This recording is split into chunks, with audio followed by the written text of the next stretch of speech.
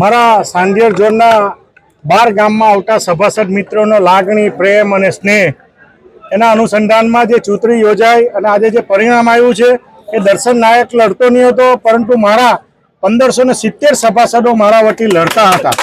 અને એ લાગણી પ્રેમના અનુસંધાનમાં આ જીત ખેડૂતોને બચાવવા માટેની જીત છે.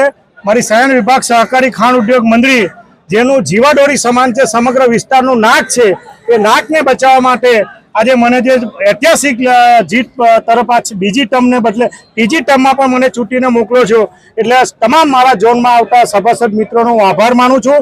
અને સમગ્ર સુરત જિલ્લામાં અને ખાસ કરીને શયન વિભાગ સહકારી ખાણ ઉદ્યોગ મંત્રી આવનારા દિવસોમાં પ્રગતિ કરે અને ખેડૂતનું હિત જળવાયેલું રહે.